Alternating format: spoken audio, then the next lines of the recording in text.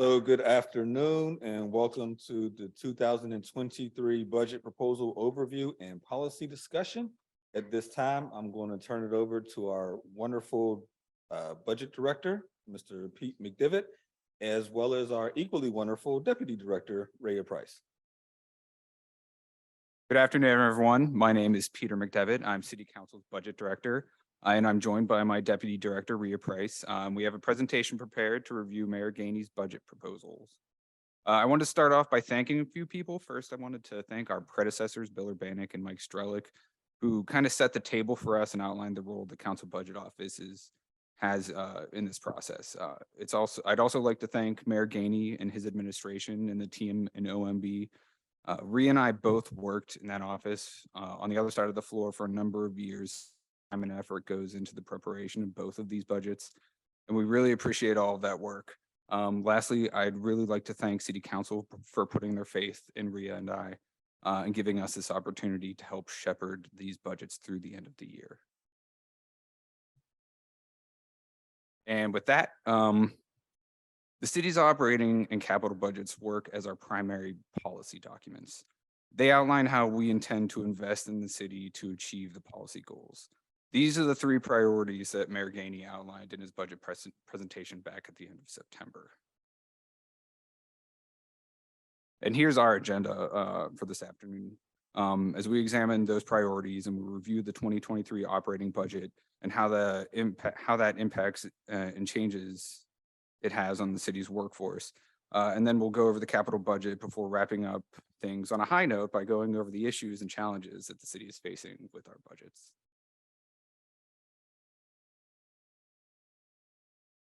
So the 2023 operating budget is $658.4 million, which is a 7% increase from the 2022.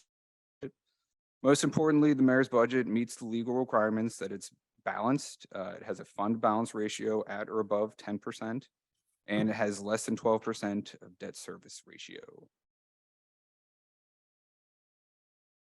Circling back to the mayor's priorities we looked at earlier, the budget addresses safe neighborhoods by adding 56 additional DPW positions to improve response to seasonal needs. It also adds 6 additional paramedics. It has upgraded in-vehicle cameras for police, which is actually going to help improve the city's IT network. I've been told more than once that the city's network has crashed due to employees trying to review videos from that system that's in place. So just improving that system will help the city's overall IT infrastructure network.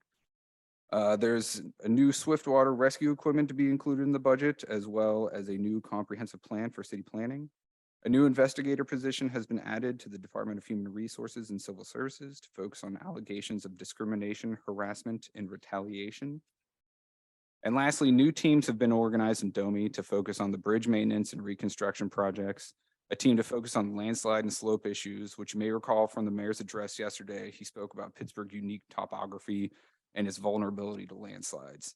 And finally, a team to focus on traffic and mobility issues. Next, the 2023 operating budget speaks to creating welcoming communities by increasing the number of inspectors to monitor vacant properties and respond to blight, in addition to adding staff to improve litter enforcement. The budget also includes new disparity study to update and expand the city's goals for minority and women-owned businesses inclusion in city contracts. As the mayor mentioned yesterday, and I believe it's worth repeating, these haven't been updated in years. So that's a big thing included in this year's budget. It also has a new testing system for firefighters that will be implemented to help remove gender barriers from qualification. And lastly, the special events and park rangers will be relocated from the Department of Public Safety and will now work within the Department of Parks and Recreation. Moving on, let's take a look at how the 2023 operating budget addresses thriving people. The budget includes an increase to the Housing Opportunity Fund and the creation of a real estate unit to manage buying and selling city properties. There's expanded capacity in city planning and zoning and PLI to help speed up planning and permitting reviews. The budget also calls for the addition of talent recruiters to help find diverse candidates to fill city jobs. There's a new position in Parks and Recreation to help focus on youth sports, which personally I like to see. I think a lot of you know that My first experience working in local government was at Ross Township Recreation Department as a supervisor in their youth summer camp programs when I was in college. So see the city investing in the youth through Parks and Recreation. And lastly, the operating budget calls for additional environmental services staff to improve refuse collection. And now I'm going to turn it over to Rita to talk about the 5-year forecast and go over some of the technical aspects of the budget. Okay, now we'll do an overview of the operating budget, focusing on 2023 revenues and expenditures. Now on this slide, you'll see the 5-year forecast. At the top are revenues and below that expenditures. Next, you'll see the operating results for each year. Below that, you'll see the beginning fund balance, then a number of operating transfers, the ending fund balance, and finally, both the fund balance as a percentage of expenditures and debt service as a percentage of expenditures. As the director previously mentioned, the budget meets 3 legal requirements. Here, we see that the budget meets the balanced budget mandate. The city's home rule charter requires that the annual operating budget be balanced with estimated revenues equal to or greater than estimated expenditures. Here, you'll see the fund balance as a percentage of expenditures. Chapter 21902 states, the projected fund balance shall be minimally maintained at 10% through each of the 5-year plan. And finally, you will see the budget meets its debt limit ceiling. The Code of Ordinances has a goal of limiting tax-supported debt service to 12%. Now we'll move on to revenues, focusing on 2023 budgeted revenues. The projected revenues for 2023 are close to $686.5 million. These revenue projections have been reviewed by Finance, OMB, Council Budget, and the Controller. The Controller has certified these revenue projections. Now, this slide shows a more visual makeup of the city's general fund revenues. The larger pie shows the makeup by category, with taxes making up $525.2 million of the city's revenues, or 77%. The smaller pie shows the composition of tax revenues by percentages. The table on the upper right of the slide shows our top 6 revenues, with the real estate tax making up 23% of the total. Next comes earned income tax, followed by the payroll prep tax, deed transfer, parking tax, and then ARPA. Just a few final notes regarding revenues. The American Rescue Plan Act revenue is budgeted in the operating budget only for 2023 and 2024. Fee increases are proposed for licenses and permits in 2023. Due to the legal challenges to the facility usage fee, a new fee structure should be implemented by the 3rd quarter of 2023. And finally, I just want to note that the parking tax continues to rebound. Now we'll move on to expenditures, which total $658.4 million in 2023. On this slide, you see the 5-year expenditures by department. And I'll just note a few key departmental changes. You'll see city clerk has been renamed council as a body. You won't see budgets for the Office of Equity, Office of Immigrant and Refugee Affairs, 311, and communications teams because they've all moved to the mayor's office budget. In the Department of Law, there's been the creation of a real estate unit. In the Department of Human Resources and Civil Service, there are additional talent recruiters. In city planning, there, as the director mentioned, there have been expansions in zoning and development and strategic planning staffs. In PLI, they plan to fully implement one-stop permitting. In public safety admin, there's the creation of the Office of Film and Event Management. In EMS, there are an additional 6 paramedics. In Public Works, there's been a creation of an inspections team, training and development team, and expansions in winter operations, litter enforcement, and seasonal workers. And finally, in DOMI, there was the creation of a bridge maintenance, bridges and structures, and walls and slopes teams, as well as an expansion of traffic signals and traffic calming and complete streets teams. Now, on this slide, we see the same expenditures, but shown as category of expenditures. Salaries make up the largest portion, followed by employee benefits, and then debt service. This slide shows the 2023 expenditures visually, with personnel-related expenses, that's salaries and benefits, making up nearly 3/4 of the operating budget, or $487 million. Debt service is the next biggest category with 10%. All other categories make up the remaining 16% of the operating budget. Now, budgeted under the employee benefits category, pension contributions make up 17% of the operating budget, or a little over $111 million. This chart shows the makeup of our pension contributions, including our minimum municipal obligations, the $26.8 million from the parking tax, and additional contributions totaling $20 million. This also includes the removal of the Social Security offset for non-union employees, which was approved in 2021. Now we'll move on to debt. This slide shows our budgeted principal and interest payments until 2027. Here you can see a large drop off of over $31 million from 2026 to 2027 as we pay off several bond issuances. This slide shows our total existing debt service of over $1 billion. Of that, the principal makes up $709 million and interest a little over $295 million.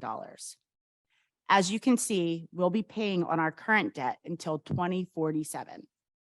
You can also clearly see the debt cliff in 2026. Now I'm going to move on to the workforce, since as we mentioned, employee salaries and benefits make up 3/4 of our budget. The total number of FTEs in the 2023 operating budget is 3,554 positions. This includes 3,322 general funded positions, 226 trust funded positions, and 6 grant funded positions. 132 general fund positions have been added to the budget, which is a 4% increase. And I won't go through them all, but I've outlined some of the major additions by department below. This slide gives a bit more information regarding our budgeted workforce. As you can see from the pie, public safety makes up 60% of the city of Pittsburgh workforce. And of that, we have a budget for 900 police officers, 667 firefighters, 211 paramedics, 16 animal controllers, and 80 school crossing guards. Public Works and DOMI make up 22% of the workforce. As far as salary increases, those are determined by bargaining units. And most employees are receiving a 3% increase per their respective CBA. However, non-union employees are to receive 2% salary increases. Police is to be determined because they're currently in contract negotiations, although they're currently budgeted at 2%, but this may change. Healthcare is another large operating expense, and $66 million has been budgeted for healthcare, with $40.6 million for active employees and $25.5 million for retirees. Although premiums are increasing anywhere between 5 to 10% over the 2022 premiums, and that depends on the category of employee. So there's municipal, police, and fire. The 2023 budget shows an overall 8% increase from 2022.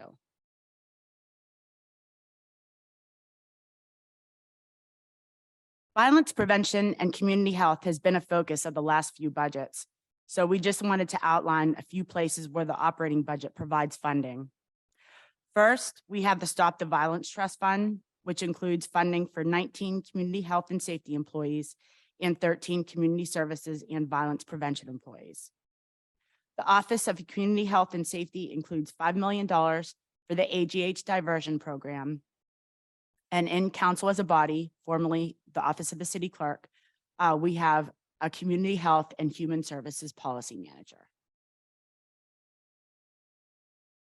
And here we just wanted to outline some of our largest trust funds, focusing on the ones with positions funded by those special revenues.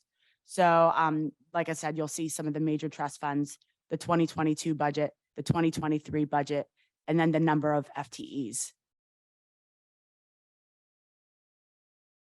And now I'm going to take it back to the director so he can focus on the capital budget. All right. So let's look at some of the highlights of the capital budget.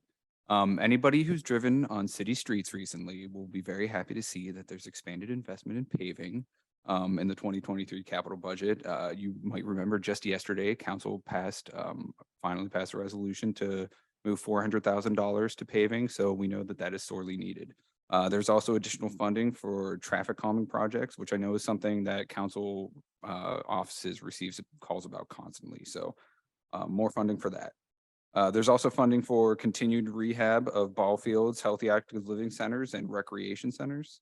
The replacement of outdated self-contained breathing apparatuses for public safety.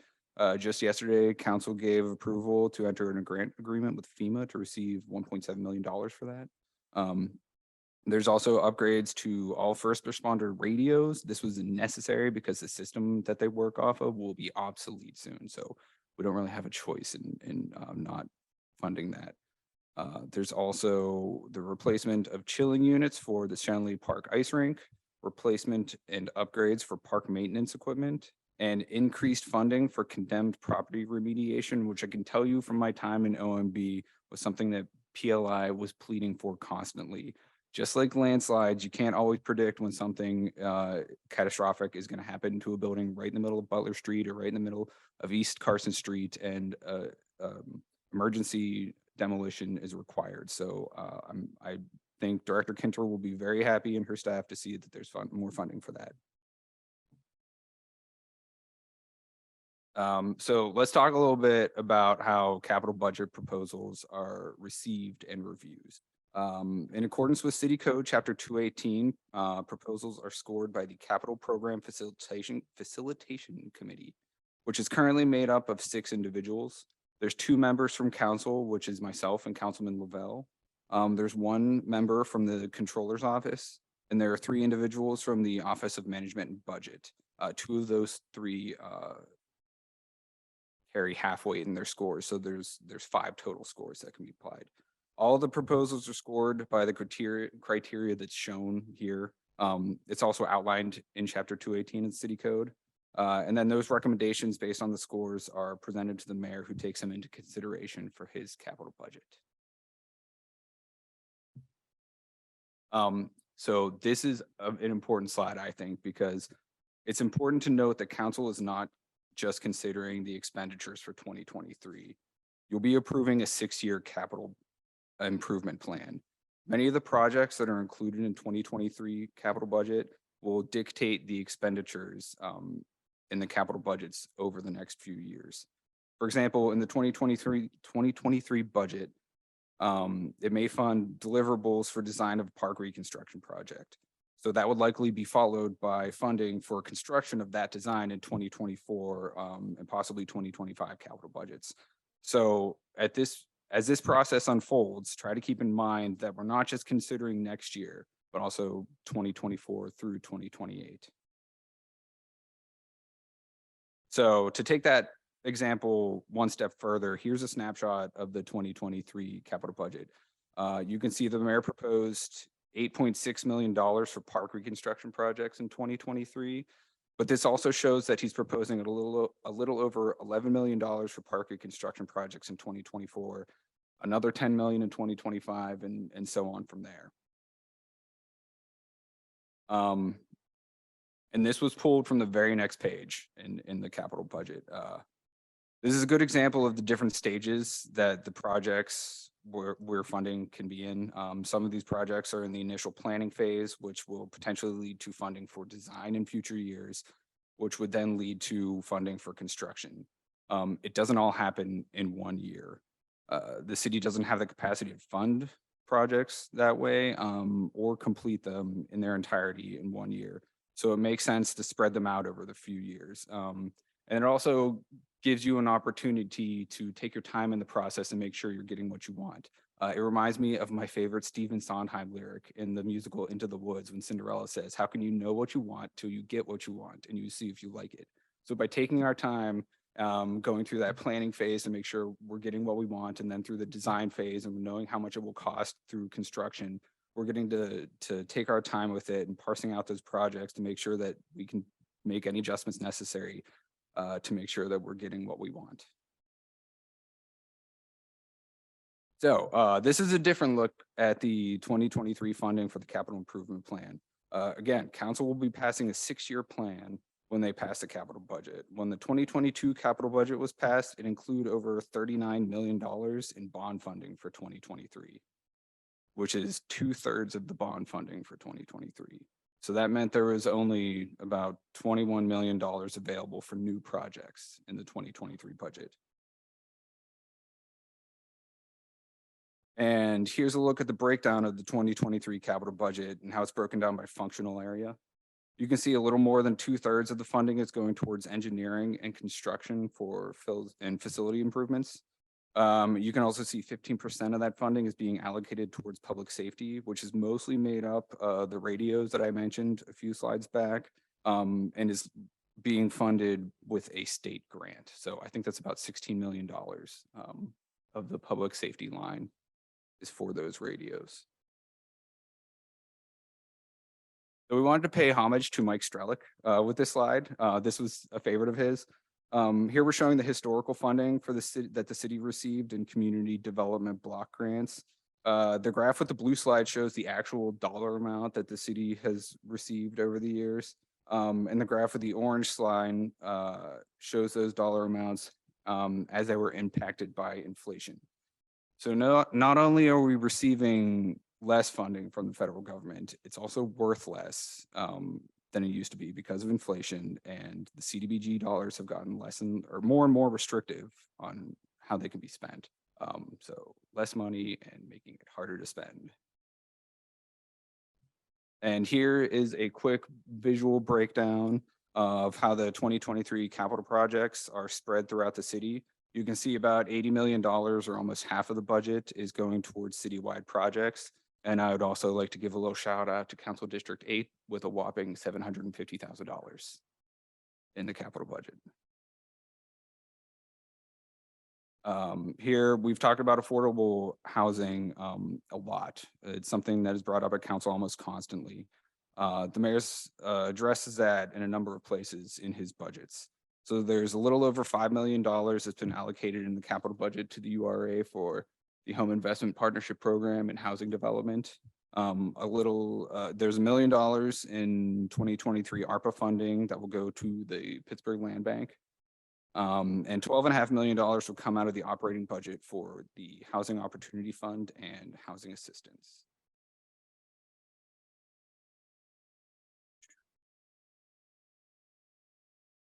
There was a Cablecast agenda about ARPA funding a few weeks ago. We just discussed how most of the ARPA funding will go towards the operating budget. And you can see there's almost $50 million going towards the operating budget this year. With the capital budget, some notable changes. There's $4 million for the demolition to PLI. There's $4.4 million for paving that we talked about. And $3 million has been moved from the land bank to go towards food justice initiatives. And I'll turn it back over to Rhea.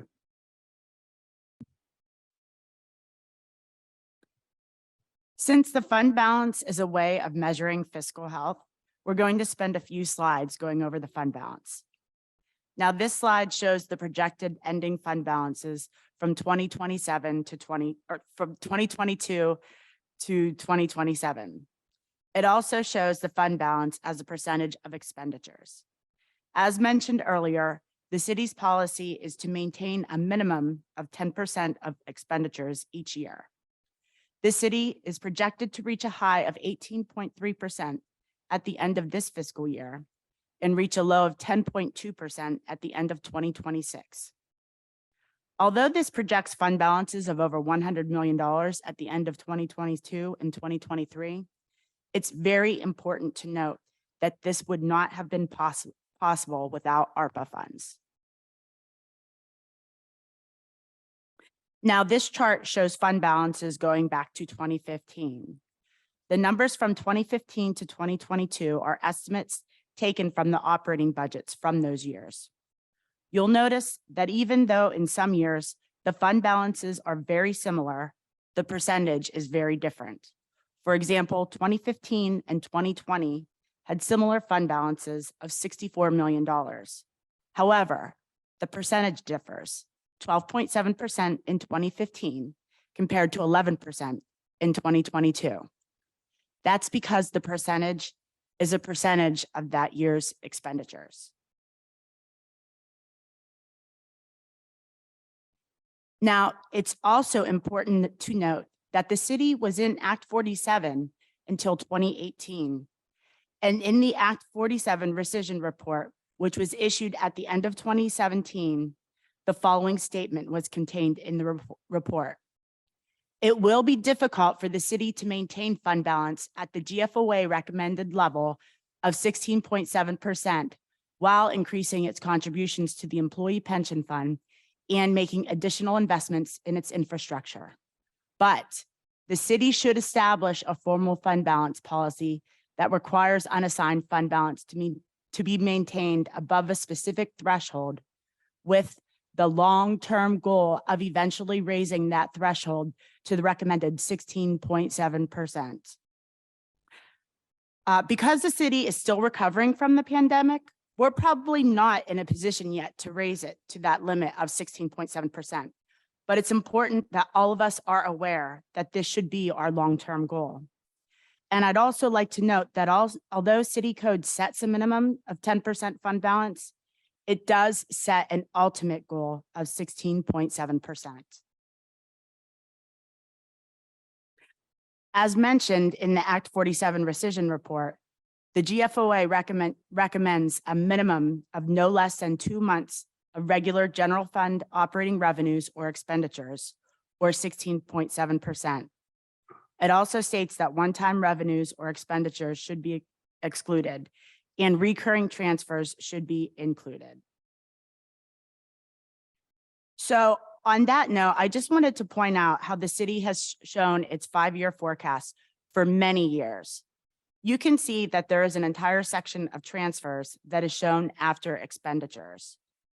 Like I said, the city began this practice many years ago, but in the beginning, there was only one transfer to fund PAYGO capital projects, and it didn't have much of an impact on the budget. Here, you can see that transfers have been included as operating expenditures, totaling anywhere from $26.6 million to $37.8 million. While the ending fund balance does not change, the fund balance as a percentage of expenditures does change, and it dips below 10% in 2026. Also, you'll see that there would be negative operating results in 2023, 2025, and 2026. So while the city's practice of calculating the fund balance as a percentage of expenditures before operating transfers is not necessarily wrong, this is something that we might want to change at some point in the future. We may want to revise the fund balance policy as a percentage of expenditures to a percentage of expenditures and outgoing transfers. All right, now I'll turn it back over to Pete. So inflation is cooling, but it's still high. Americans are still seeing higher wages, but inflation is causing the largest pay cut for Americans in the past 25 years. The city of Pittsburgh employees are falling even further behind. The Atlanta Fed tracks wage growth and shows wage growth at 6.4%, compared to the 2 or 3% raises that the city of Pittsburgh employees are receiving. And this slide just kind of shows you a lot of different areas. I don't have to go through each of them line by line, but it just gives you an idea of things have cost more over the last 12 months. And a lot of city employees, non-union employees are receiving a 2% wage increase from this year to next. So lastly, some other challenges that we see is that without the ARPA bailout, we would be in a very poor position. And those dollars go away in a few years. We need to be very mindful of the spending, how we spend money now and how that's going to affect us over the next couple of years. There's also some ongoing lawsuits relating to some of the specific taxes and fees. They were mentioned earlier, but namely the common level ratio lawsuit about the real estate taxes and the facility usage fee, or jock tax, as some people call it. So we need to wait and see how those play out before we can fully understand our position going forward with those. Also, the administration is currently negotiating with the police union for a new CBA. Which is not only going to affect the police budget, but it also affects the Stop the Violence Trust Fund because that is directly tied to the police budget. And lastly, this is a point that I think is worth repeating. We just talked about it a lot, but the city's fund balance minimum is at 10% is low compared to the Government Finance Officers Association recommendation of 16.7%, or 2 out of 12 months. Our fund balance over the next years is going to get really tight. And it's incredibly important to be very diligent and keep an eye on that. And with that, that's all we have for today. We're really looking forward to getting the council budget hearings kicked off tomorrow. And thank you all for this opportunity. Thank you. Before turning it over to members for questions, comments, concerns, I just want to point out that it was pointed out in the last slide that the non-union employees are only getting, in this proposed budget, are only getting a 2% increase, whereas of historically they would have received the 3% increase. And I've asked the budget office to please run the numbers to look at what it would cost to give them the 3% increase that I believe they rightfully deserve. So I've asked them to look into that. And it's also worth noting that if you look at the trajectory of our fund balance in the proposed budget, if we were,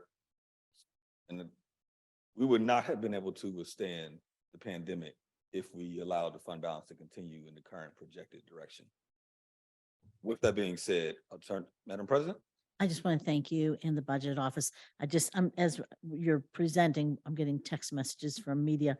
And I said, we call you the dream team. And now everybody knows why, because you do such a great job with the budget. So thank you all very much. Tamp down those expectations. But I do want to say you pointed out some areas of concern for us. And so I think those are some conversations we'll have with the administration. And they seem to be willing to work with us on some of those concerns. Thank you. Thank you. Anything else for members?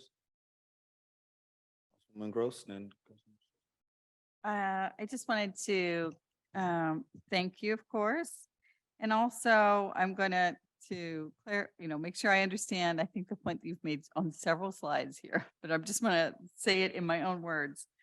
So the fund balance, I think it's, we're talking about it in percentage, but I think what you mentioned in passing is that the GFOA, which is the government, tell me. Finance Officers Association. Right. Okay. So this kind of like national organization, it's like how to have a healthy budget in your city. Recommended 16.7% because that's 2 months operating, right? And so it's not really a rainy day fund in a sense. It's really like a cash flow emergency fund, right? So that, so that you can keep cutting those paychecks and keeping the lights on and keeping the city running, right? And so that we are below a 2-month reserve cash flow balance is concerning. And then I think I also caught on your slides, they're not numbered, that the GFOA says that the recurring transfers should be included in your denominator. That's correct. and we aren't, Well, we are they, not. the recurring transfers are included in the overall fund balance, the dollar number. But whenever that percentage is calculated, that is based on just expenditures, not expenditures and those transfers. Right, and so the GFOA recommends that you kind of just put them together, like what your operating Yes. budget for next year is. And that best practice would be for us to assume that include the recurring transfers as part of that budget. And That- that we should be doing 16.7% of that higher number. That's correct. And in yes. these numbers, we're using the smaller budget number, slightly smaller, just a fraction smaller budget number. And we're still not at the 16.7%. We're only at under that. Was it 10% this year or a little bit more? It's, this year's pretty healthy, but in the outer years, I think Right. 2026 is when it gets really, really tight. Right. And And- so, yeah, I just wanted to emphasize that because it's not just money sitting there for no reason. It really is. Sometimes revenues do hit hiccups, right? And so everybody kind of understands, it's like, as if your paycheck didn't show up, would you be able to write all the checks for your household that month, right? I just want to say kind of on the record that one of the things I'm going to be asking the Department of Finance to speak to in our budget hearings is that the last 2 years in a row, council members got complaints because people's property tax payments were not processed. And that's an example of how, you know, on a random basis on a certain month, the city might not have the receivables it's expecting. And so we have a fund balance so we can make our payables. So I just wanted to say in my own words, make sure that I got your nodding heads that I was saying it right. I would like to Appreciate it. point out, and Rhea mentioned this and it's worth repeating, this is not something new that was just done in this year's budget. This is how it's always been done. But like, as she also said, there's more and more of those transfers that go out. So like, as we keep adding those on, Mhm. it just kind of affects it a little bit more. Yeah, So exactly. And so, you know, and some of them have been public referendums like the parks tax, right? Mhm. But other ones have been really, you know, council's very deliberative, thoughtful, long process, like the transfers into the Housing Opportunity Fund, more recent Stop the Violence funds that we have committed to making those annual transfers. And so those are the ones that you've got flagged for us here. All right. Thank you. Thank you, Councilman Strasburger.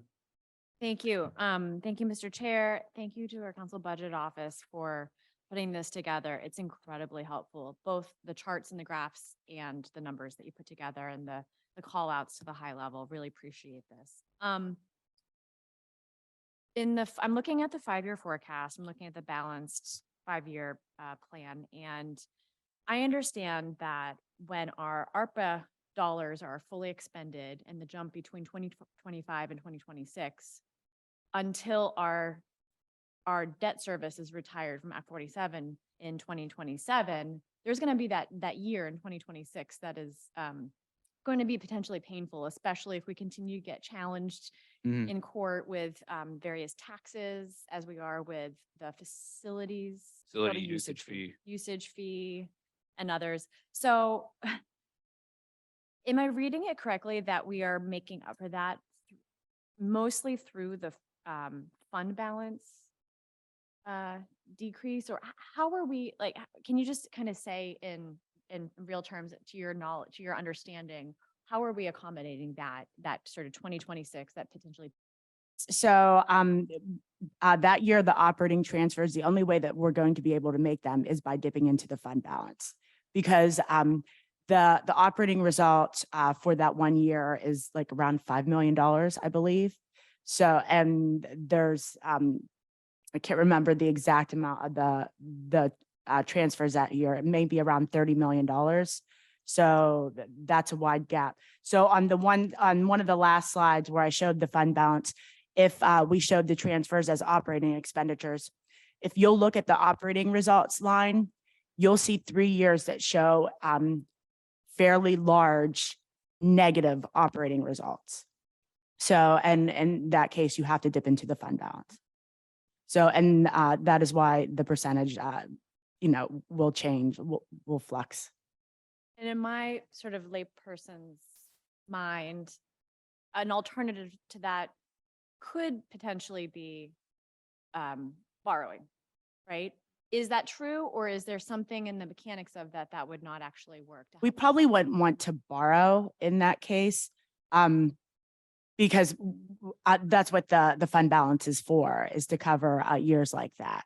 But I mean, we still want to maintain a healthy fund balance. Okay, thank you. Thank you. Councilman Coghill? Thank you, Peter, Rhea, thank you. You know, what I like about your report is it's simple and easy for me to understand. So, thank you for the work you put into it. Did a great job at your first, obviously. Just a couple questions. The emergency demo, it was 470,000, is that right? There's 4 million, they moved 4 million in ARPA funding to fund emergency demo this year. Okay. So that emergency demo, obviously you pointed out East Carson Street, the building burnt down. That's what it's used for. Yeah. Does that apply also to unsafe structures that have been condemned? I would recommend asking Director Kinter, she would know for sure, but my understanding is yes, if there's an emergency, like if public safety goes out there and says this building needs to come down now, the Sure. city will pay for it to be demolished. Yeah, I would think so. Yeah, and that's why PAYGO is usually the funding source, because they usually get CDBG money, but that is a lengthy process to go to. And, you know, if it's a dangerous building, they want to make sure that it's demoed as quickly as possible. And that's why they always need more PAYGO funding. Absolutely. And that 4 million, is that forecasted for the 5 or 6 years, or is that just? That's just next year. That's just next year. Yeah. Okay, good. That's great. Yeah. Okay. Well, I'm glad to hear that. I know Councilman Lavelle's always advocating for more money in demo too. So that's welcoming to me. The $247 million, I think it was a figure, the debt that we will be paying up until I forget what year it was. We have a total of over $1 billion in Interest, I should say. existing debt. But, interest, yeah, it was like around $237 million in Right, interest. right. Is that always a fixed rate for us? Do we have the best rate? Do we refinance that as a city? How's Yeah, that we work? do refinance whenever it's appropriate. They just did it a couple of years ago whenever the rates were great. Good. And OMB went through that process. I know, I was just testing. Okay, so, and let me just give you, I just want your opinion on this. I mean, I didn't go over every line item as far as the mayor's budget goes as of yet, but to me, and I'm sure this reflects the ARPA money, but it seems it's top heavy for the next 1 or 2 years. And then like all the funding for everything else just seems to tail off to basically, I don't want to say nothing, but it gets really thin It gets after tight. that. Yeah, Is that right?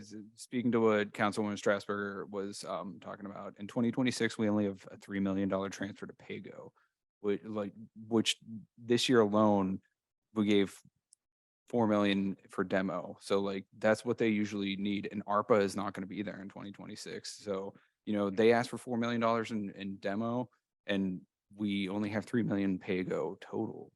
And we still need to fund the ELA for all of the fleet that the city drives. So we use PAYGO for most of that, except for police vehicles, which you use operating money on. But $3 million does not get you very far in PAYGO Right. funding. I just want to point out, though, that if revenues do outperform, those numbers will change. So they will add more money for PAYGO in the out years. Yeah, fingers crossed, but Yeah, certain categories. I don't see the parking tax coming back to what it was. You know, obviously real estate's going to continue to go up. So yeah, it just seems odd. And I can't remember the former administration as to like, that it fall off dramatically, but it just seemed like this, you know, it's a 6-year forecast, I believe. It's a 5-year. 5-year forecast. It just seems like it drops off dramatically, and that's clearly an indication of the ARPA funds. Is that? it really speaks to the dire financial position that we were put in by the pandemic. And again, it's not, the city is not alone in this. It is not something that this administration did, or really the last administration, they didn't cause it either. It's just something that we all have to deal with. And we were lucky enough to have the ARPA funding, but we just need to keep in mind that it's going to be gone at some point, and we need to prepare for that now. Okay, great job, guys. Thanks. Thank you, Councilman Wilson. All right. Thank you, Mr. Chair. Thank you for putting this together. Very helpful. So in terms of the budget sent over to us, we're looking at it, you're looking at it, you gave the presentation. Is there a, kind of like a reasoning section or synopsis as to, everything that you're flagging as to, what the administration has, like, gave reasons for doing? Like, there's got to be apparent to them that it's down to 10%. I mean, 10% is that's the legal requirement, that it has to be 10% or above. So they are meeting that requirement. So it's just, and I'm sure that they're paying very close attention to that too. They're not just glossing over that. That's a very low fund balance. I'm sure that they're planning diligently for that, for whenever that time comes to have a action And plan. And one other thing that I would also like to add is that those figures change a lot, the fund balance, and we never fully expend what was budgeted in expenditures. That is just the way that the operating budget goes. And so usually, and revenues usually outperform what is budgeted as well. So usually the fund balance typically does build more than was projected in the 5-year forecast. So I just wanted to mention that. And then also I had known this, but you brought up about the 2%. And what is, maybe I missed the graph, but has there been, like, how long have we been going with? 3%? Yeah, 3%. Actually, the average was 6% last year across across everywhere. But we're talking about 2% for non-union. Mm. Yes. Okay. And so previously, what were those percents? I believe for the past few years, everybody was getting 3% increases. And I don't know how it's been for the past few years, but in my prior stint with the city, there was an unofficial policy that non-union employees, their salary increases matched what was in the ASME 2719 CBA. Right. And then how many new positions It was a little over it was around 230. in this proposal? Yes. Over for just next year or over the course of the 5 years? Those are budgeted for next year for 2023. They would still be there for the next 5. Yes. Yeah. Obviously, right, right. yeah. All right, thanks. Ooh, if there's nothing else, I also just want to really thank both Pete and Rhea for their hard work in putting this together. Job well done. We look forward to working with you over the next month to craft the budget. And with that, we are adjourned.